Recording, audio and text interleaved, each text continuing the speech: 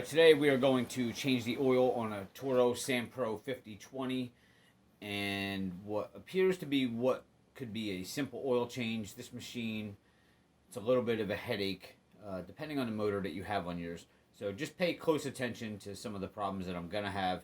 I had another intro to this video, but I am reshooting it now because I want to emphasize for you to pay attention on the oil change, on the problems that you might have, so you can prevent all of this. Alright, this is the machine. That's the model there. Alright, now your filter. See if I can get some light on here. Filter, as you can see, we are on the right side of the machine here. We'll go back behind this tire, in here, and there's your filter. It's a Napa 7035. Now, the oil pan bolt, the bolt on the block, basically, is right there. So if you're looking from the back of the machine, you won't see it because the oil filter is covering it. So you want to take that out, and you can see the hole there. That's where your pan's going to go underneath. So let me give you a better angle here. So here we are at the back of the machine. Come right in here behind that tire. Look down, there's the filter. And behind that is the bolt you want to take out. Now in this particular motor, you can see that bolt.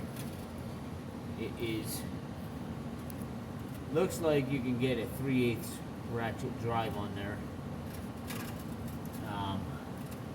I don't believe it's a 1/2 inch, but I think it's 3/8. And that's it. You don't need to take the wheel off. You may want to take these rakes off, but I don't know if I want to go through all that. I'm going to try to do it without it. And if we run into any issues, we'll film it. But first, let's see if we can get the oil filter wrench in there. Get that filter out of there. Looks like we got enough room. We should be okay. So I ran into my first issue. I'm coming under the machine here. I can't get the oil filter wrench on there because good old Toro has the motor mount right there, and the bolt and nut are in the way. Doesn't look like it on camera, but I can't get that oil filter wrench around that filter. I tried by hand to take that filter off. It's not coming off. So we got two options in this case, depending on how careful you want to be.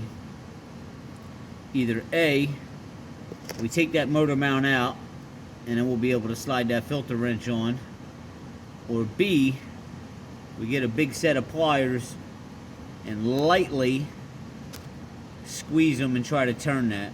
So I'm going to try that method first. I don't want to crush that filter and make too much of a mess either. But I'm going to get a set of pliers and see if I can't get that thing loose and then do the rest by hand.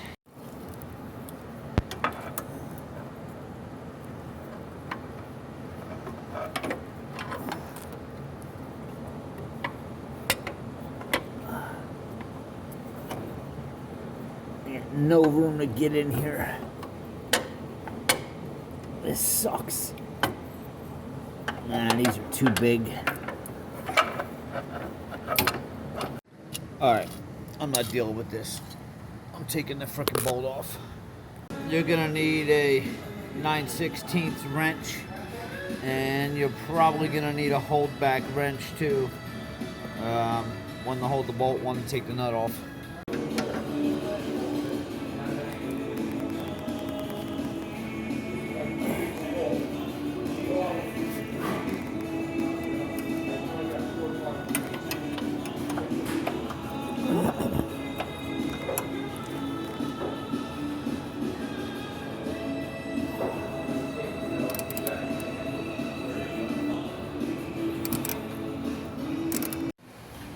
Alright, we got the filter off finally.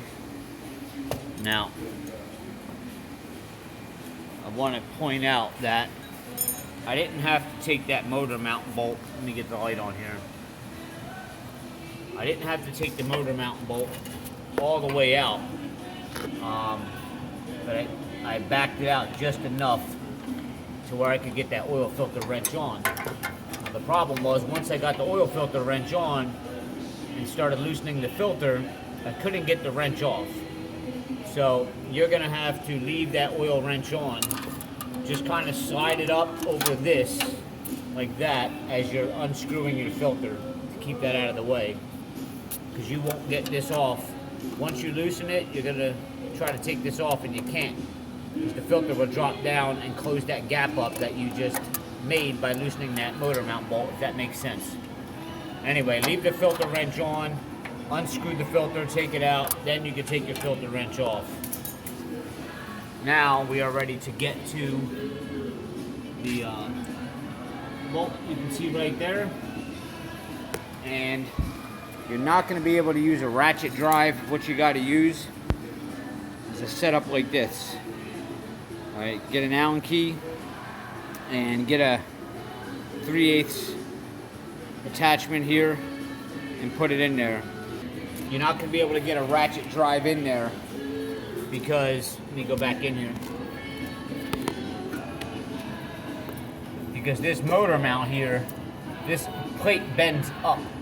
And when you go to put your ratchet on here, your ratchet's going to hit this plate and you're not going to be able to get a straight drive in there. So what you got to do, take this little attachment here and put it on an Allen key, and that should get you in there enough to loosen that nut up, just like that. So we're going to drop this down in there, and as you can see, I'm in there now. And you're not going to get really good turns out of this. Come on, get in there. I'm trying to hold the camera and do this at the same time. When you're loosening that, just do it this way to crack it loose enough to where, because you're only going to get really small turns, and even with this Allen key it's hard to get in there. Then what you got to do, take the attachment off of this end, put it on this end, and go straight in once you have it loose enough to turn by hand, and you will be able to back that out of there. Hopefully it's not as difficult getting that thing back in, but that's just what you're gonna have to do. So we got the plug out. Man, that was a process. Because even though it looks like you have a lot of room, I have small arms too, but getting in here and trying to turn, especially with that motor mount plate being bent up, that didn't help the situation. But if you have the time and you don't want to curse and scream and yell like I did, you want to give yourself some room, you know, I probably should have put this up in the air too, but this machine's hard to get up on a lift with this type of lift. But these side panels right here, take them off and you will be able to go right in from here. That might help you a little bit. I just didn't feel like taking the wheel off, taking this panel off, this panel off. I'm stubborn. But if you're gonna do it my way, just through the back, you don't have a lot of tools and you just want the minimum, you're going through here, everything I told you will work and get that off. All right, now I am going to end this video, because pretty much you're just gonna go in reverse. Put the plug back in, put the filter on, and fill it with oil. But if there's any other problems putting it back together, I will continue the video. And don't forget to tighten that motor mount back up when you're done. Very important, or you're gonna have a vibration from hell. All right, we'll see you next time.